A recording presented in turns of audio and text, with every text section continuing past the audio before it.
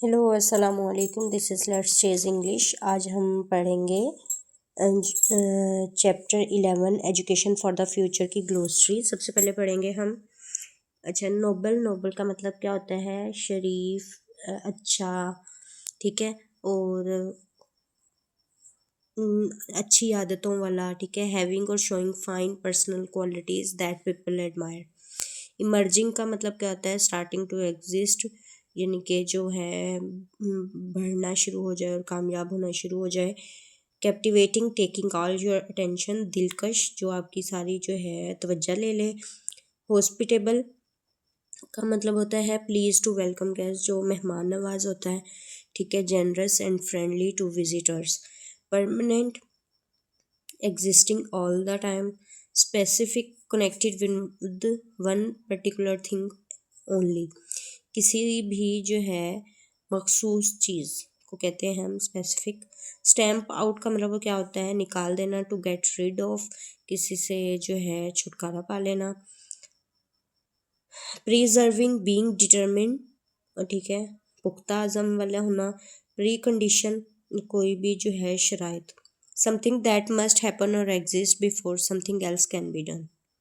अच्छा जी, इसके बाद है इसके क्वेश्चन आंसर। इसकी मैं जो है आपको एक आंसर का जो पेज है वो अटैच कर दूंगी। उसके बाद लिसनिंग स्पीकिंग स्किल है, ठीक है, डायलॉग्स है। उसके बाद जो है हम चलते हैं किस पे। सबसे पहले हम जो है इसकी लिसनिंग एंड स्पीकिंग कर लेते हैं। इसमें क्या है? Right, read the following dialogue and practice it with your friend by taking turn. Asad क्या कह रहे हैं? अस्सलामुअलैकुम, did you read the world bank report? क्या तुमने जो है वर्ल्ड बैंक रिपोर्ट पढ़ी है? उमेर, वालेकुम अस्सलाम, what report are you talking about? तुम किस रिपोर्ट के बारे में बात कर रहे हो? Umer, it is about the water scarcity problem in Pakistan. अच्छा जी, इसके बाद यहाँ पे असद आना था लेकिन मिस प्रिंटिंग है। वो बता रहा है it is about the water scarcity problem in Pakistan. ये पानी के बारे में, पाकिस्तान में पानी की कमी के बारे में है। Asad, yes I have also heard many my father talk about the same issue. हाँ, मैंने सुना था, मेरे वालिद इसी मामले के बारे में जो है, इसी मसले के बारे में बात कर रहे थे। We are seriously facing water shortage nowadays. आजकल जो है हम पानी की कमी के जो है वो सामना कर रहे हैं। नेक्स्ट क्या है? Umer, it is said that the water scarcity will take on its acute form by 2025। ये कहा जा रहा है कि जो पानी की कमी है वो अपनी शदीद शक्ल इख्तियार कर लेगा कब? 2025 में, यानी कि बहुत इससे भी ज़्यादा बुरी हालत हो जाएगी पानी की कमी की। Asad, yes that's why this issue has been debated. इसी वजह से जो है इस मामले पर बात चल रही है। And highlighted everywhere in social media, schools and colleges. इसी वजह से ये हर जगह जो है बात चल रही है और मसले को हाईलाइट किया जा रहा है, ठीक है। मतलब कि उसको सामने रखा जा रहा है सोशल मीडिया में, स्कूल में, कॉलेजेस में।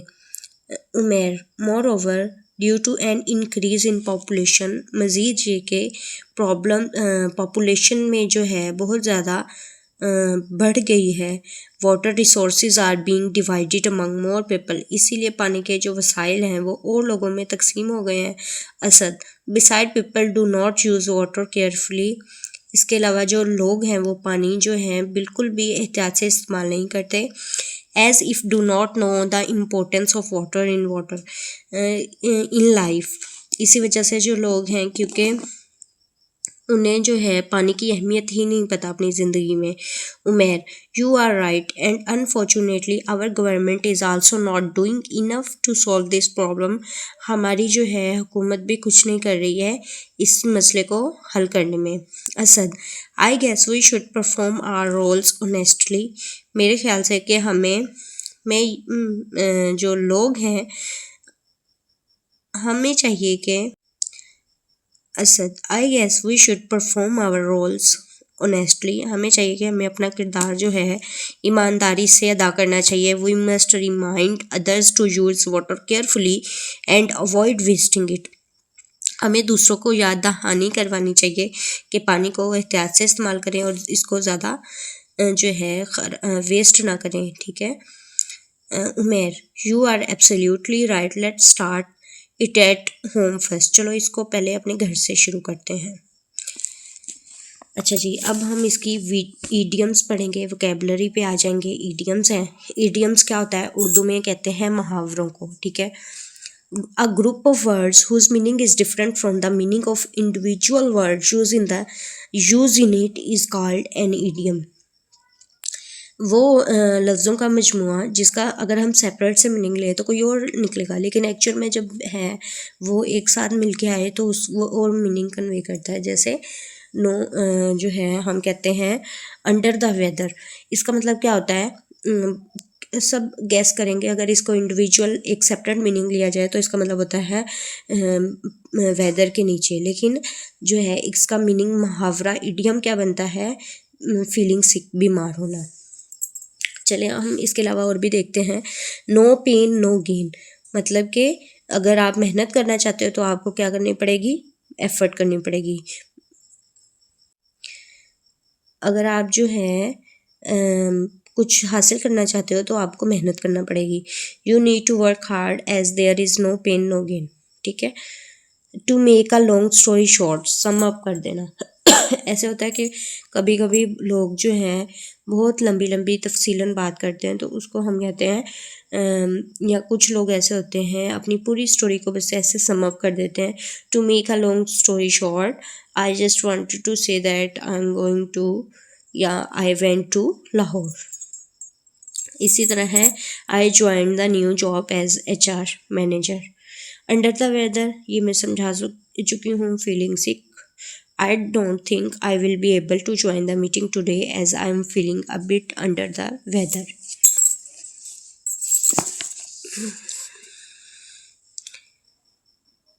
A blessed guys, इसका मतलब क्या होता है? कभी कभी आपके साथ कुछ बुरा होते ही साथ कोई एक अच्छी चीज़ हो जाती है तो आप कहते हैं कि एक जो है बुरी चीज़ में भी हमारे लिए एक जो है कोई नेमत बन के साबित हुई है। मतलब कि कुछ भी गलत चीज़ भी हैपन हुई है तो वो हमारे लिए अच्छा ही उसका रिजल्ट आया है।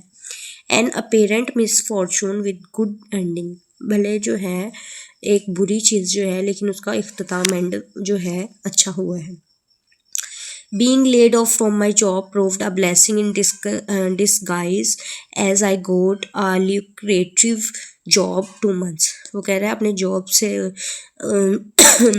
ख़त्म हो जाने पर ये ख़त्म हो जाना भी मेरे लिए एक नेमत साबित हुआ है, क्योंकि मुझे जो है 2 महीने बाद दूसरी जॉब मिल गई, अच्छी जॉब मिल गई। ठीक है। उसके बाद क्या है? Hit the sack, go to sleep, you need to hit the sack now as you have to get up early for your exam tomorrow.